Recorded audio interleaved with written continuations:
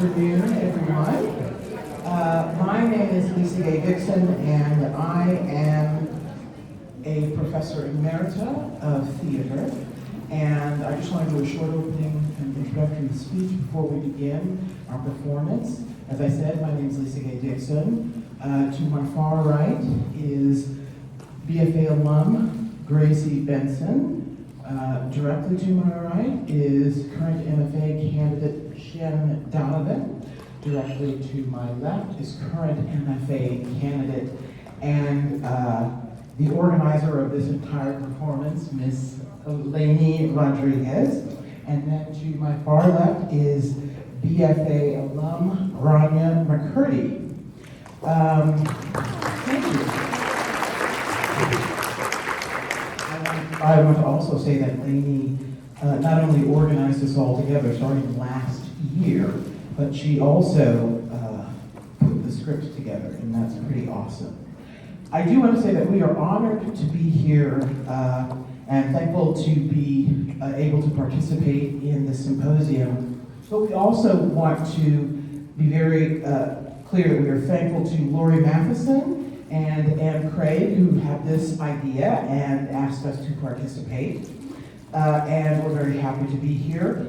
I also want to say that we will be introducing the titles of the books that you'll also be seeing some information on the screen as we speak.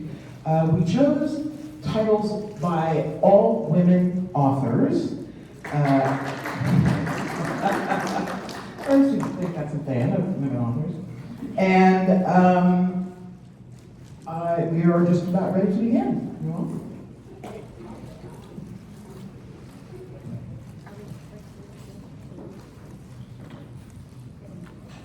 The first book we will be discussing is I Am Not Your Perfect Mexican Daughter by Erica Sanchez, published in 2017, banned in 2018.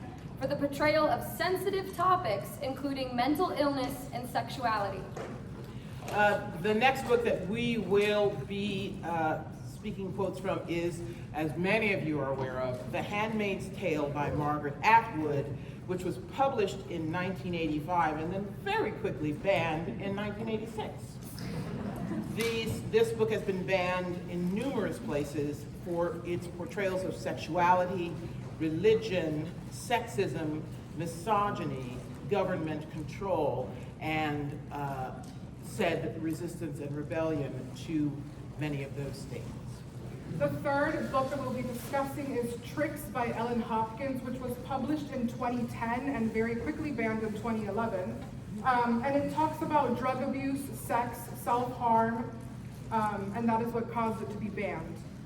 The fourth book we will be discussing is Forever by Judy Blume, published in 1975, and in 1990 began to be challenged for the next 10 years because of its discussion of teen sexuality and relationships. The final book we will be quoting today is The Bluest Eye by the late great Toni Morrison, published in 1970 and first banned in 1987 for the portrayal of race, sexuality, and trauma.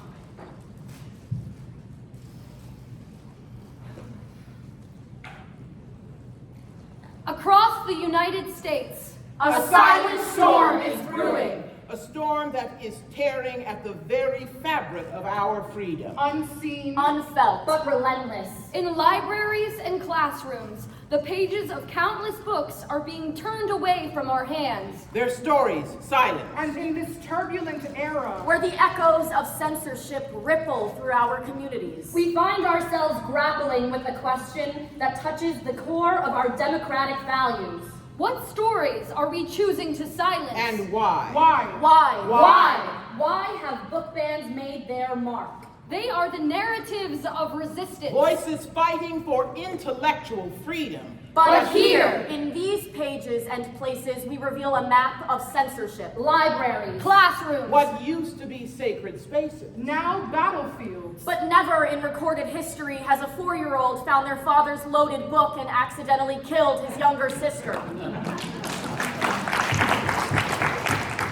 we ban the ink, But not the bloodstain. We bury pages. But we turn a blind eye to the real loaded dangers. 49. 49 out of 50. 49 out of 50 states. Book bans. Book challenges. We can't keep up with the amount of history politicians are trying to hide. Every year. Month, Week. Day. Every day. More to add to the list. But censorship is a coward's tool. an admission of weakness. Afraid of what's written. What's imagined? What's questioned? But history, my friend. Doesn't disappear with a ban. These words are our rebellion.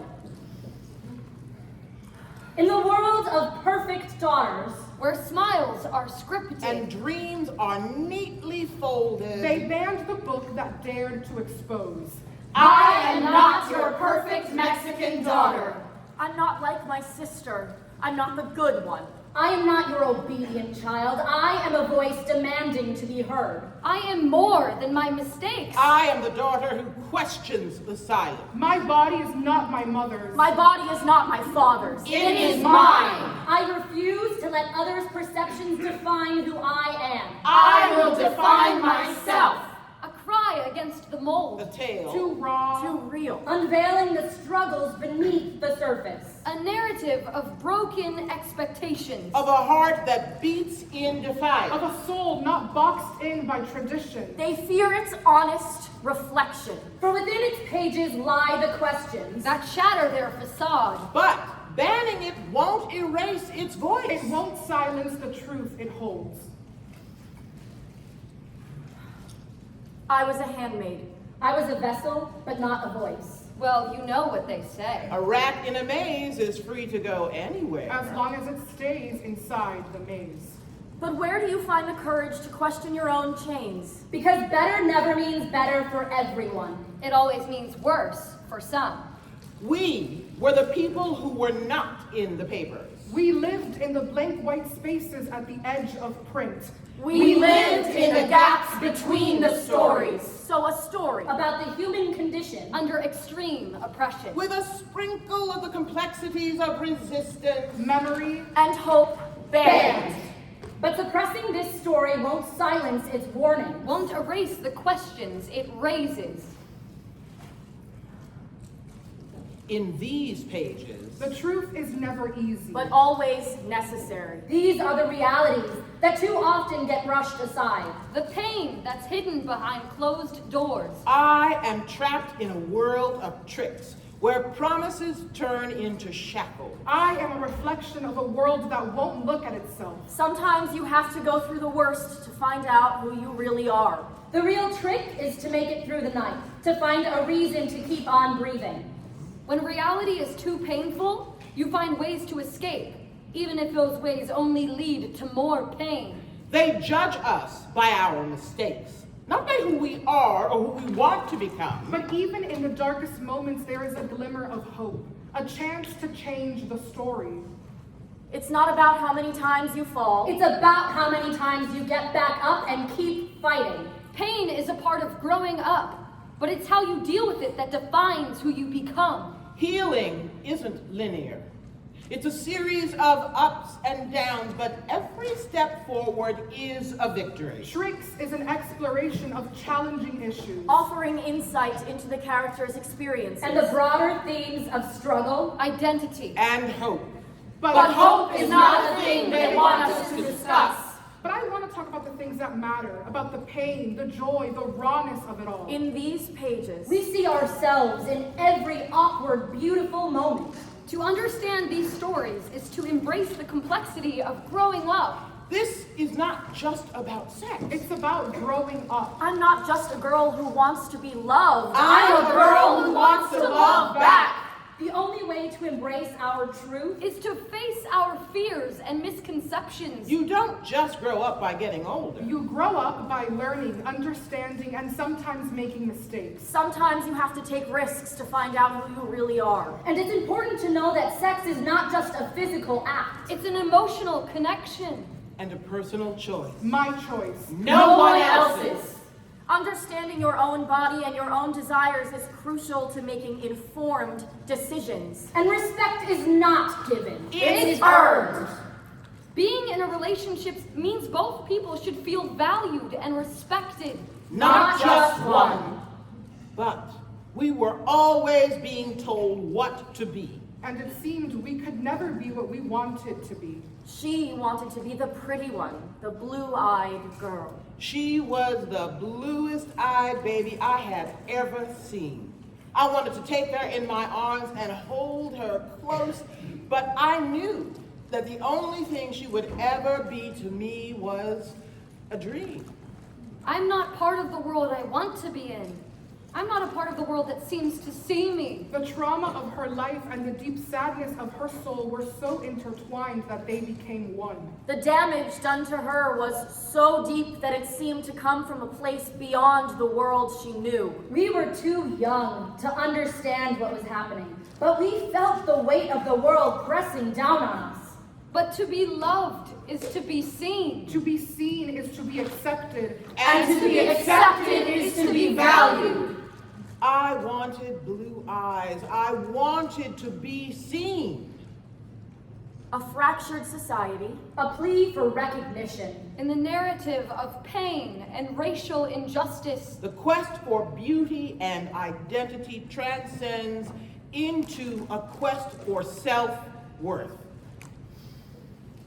In every word we have said, every story we have referenced. There is a call. a call for empathy, Justice. understanding, And so we must listen. For in these forbidden changes, truth, and change await. These books tackle the harshest truth. about race, Identity, exploitation, Women, Fear, hope, dreams, autonomy, resistance, memory, love, joy, growth, struggle, redemption, youth. beauty, class, violence, trauma. responsibility.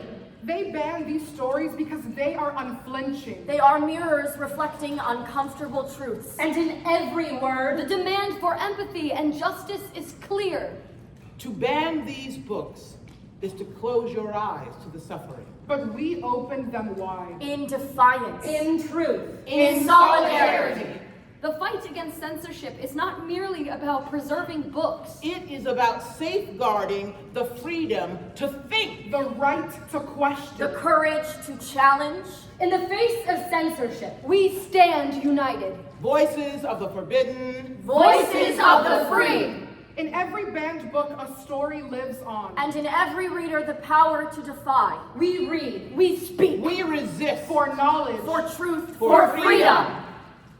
carry with you the spirit of these banned books. Let their stories live on in your conversations. In your reflection. in your relentless pursuit of justice. For in every story that defies silence, In every word that challenges the dark, we find the light of our own humanity.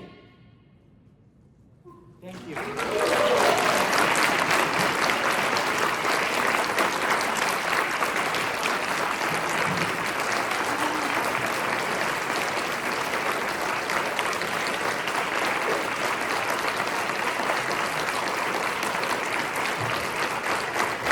Thank you so much. Thank you so very much. That is our part of the performative presentation. And want to especially again thank Laney Rodriguez for putting this together.